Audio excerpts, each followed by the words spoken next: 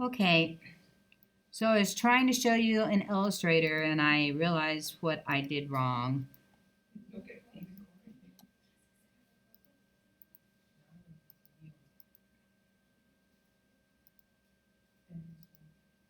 Alright, so why I had more than one line and I couldn't do the image trace is I had more than one layer active. So I'm going to come in here into the background in my Photoshop and trash the background layer. Now I just have the picture of alligator, and I can flatten that layer. That will make it even easier to do, and then save it. All right, then here I am in Illustrator again, one more try.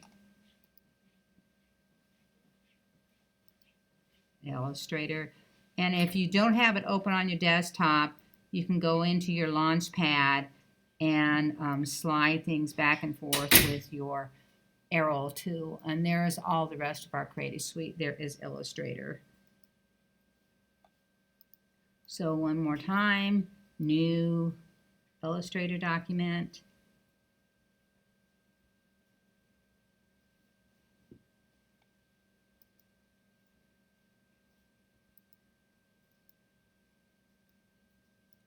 And letter size.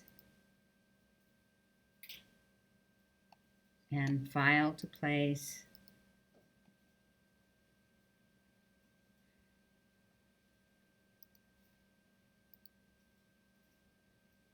And place it in the corner. I'm going to hold down my shift key to stretch it out evenly. And now, under image trace, up here, when I click, it traced it automatically without me doing anything. So I can zoom in,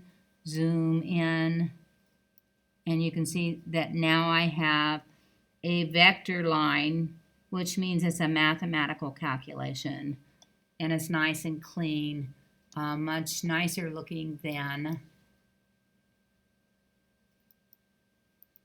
the Photoshop document here. Zoom in.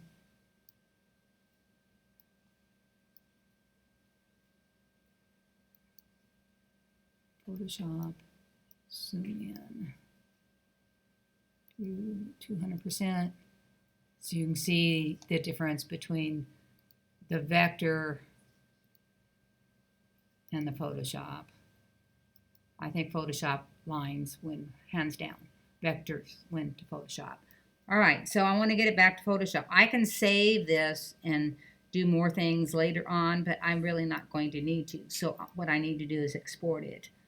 So under Illustrator, we go to Export. We can save it to work on our blog, or we can save it to work in Photoshop.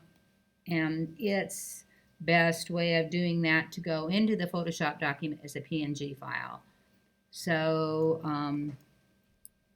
Ali template, ping, and export.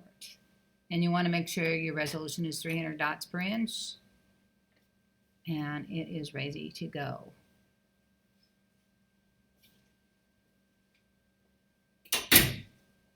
Right, and I don't need that one anymore. All right, so when I open it in Photoshop, let's see, get back into Photoshop up here. I'll open Ali template ping, view 200%. Then I still have these nice clean edges compared to those edges, Photoshop edges. All right, so I'm going to close the Ali template and go into Ali template ping. All right, the next thing that we looked at in this first one was having rhythm. And rhythm and pattern definitely has to have repetition in order to have rhythm. So almost anything that you have repetition with is going to have rhythm. So you have a whole lot of repetition of circles, or a whole lot of repetition of fat lines, or a whole lot of repetition of squares. And we think of it as like musical notes and musical beats. And it's really hard to create a piece without some kind of rhythm when you're drawing and working naturally. So one of the things that I did to create rhythm in my original one is I put a lot of repeating diagonal lines around it. All right, so I have lines going all the way around the outside to create rhythm. And then I made outlines of alligator to create rhythm as well.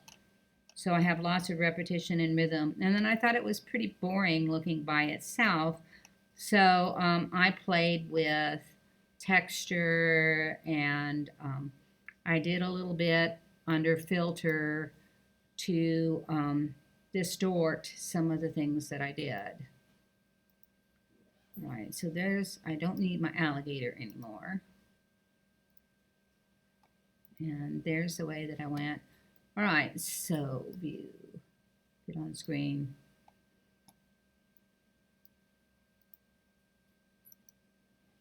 All right. And automatically, most people are going to tell you to not work with your original layer, to turn that layer off and automatically start with a copy. So I've duplicated the layer.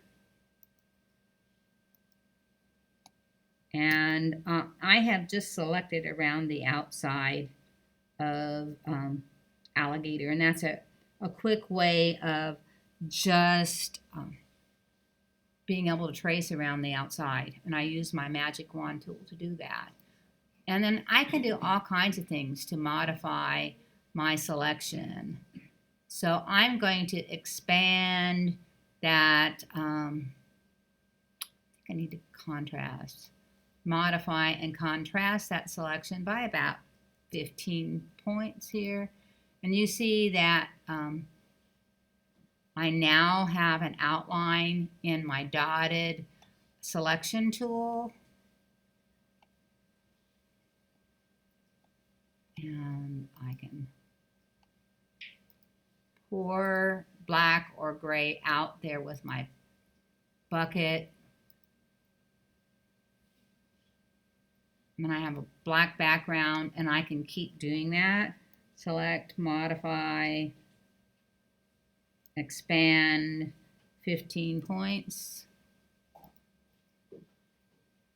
And now I can pour white around.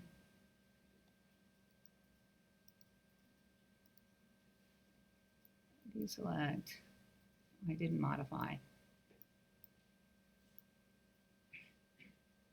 Select, modify, contract, 15.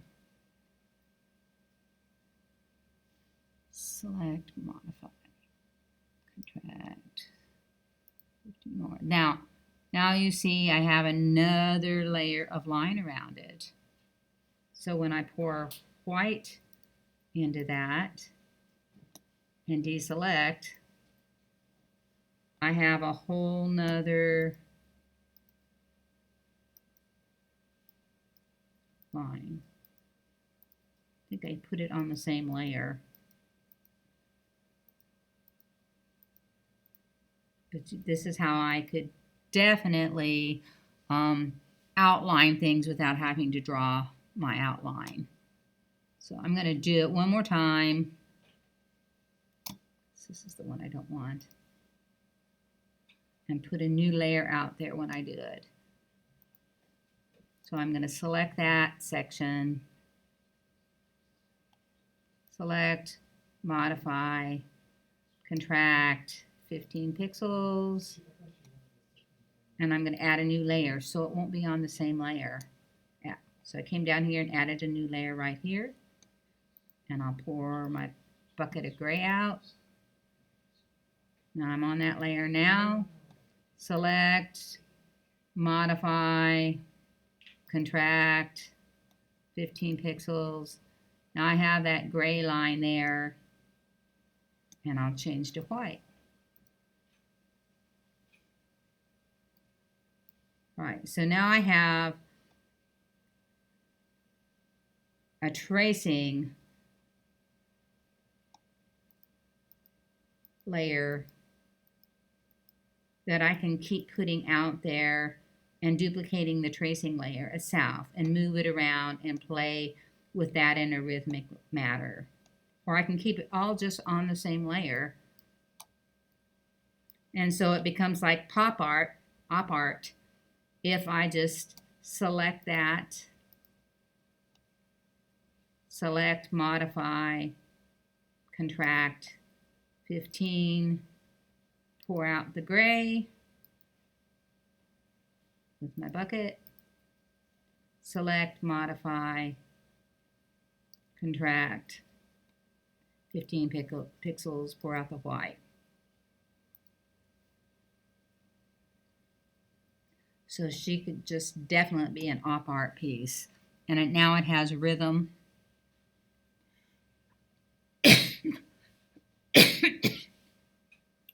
The other thing that I did, and then I came and I played with those rhythm backgrounds that I did and twisted them. So if I come in and I turn off alligator, this is my background, and I come in with a straight line tool, I can just draw, I have them white, that won't work.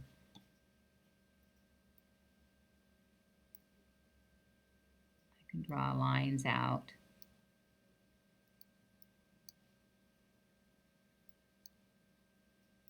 Again, it's repetition. It's repeating that over and over again, which is going to add to the rhythm. And I'm not making this nearly as complicated as the first one. It's just a simple demonstration.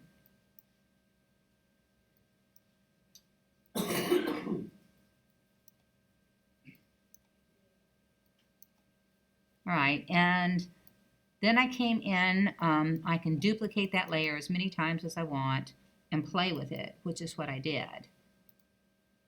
So in that layer, if I go into my filter gallery and go to distort, filter, distort, twirl. It's going to twirl that whole layer. And so those straight lines that I have going around the outside now have a nice little flare to them. Much more interesting than here. I also went into the filter gallery and did a lot of things with blur. So there's motion blur, there's shape blur, there's smart blur. If I just go to Gaussian blur, which is my standby blur, I can decide how transparent or how thick that I want that to be. And when I turn on the dog in the background, then I have some interesting things happening with repetition and rhythm into the background. I also then came in with some of them beforehand. Filter, Gaussian blur, filter, distort. Let's try wave this time. Now I've got wavy line tools and rhythm and a whole different feel to it. And then I can try some of these other filters in filter gallery, like sprayed waves or dark strokes or ink lines. That one's kind of cool. It looks like a poured ink line. And if I was going to use that one, I think I would probably do another outline just real close to her. And then I did some shading and everything like that. So there's a really simple way that you could come in and add rhythm to your piece.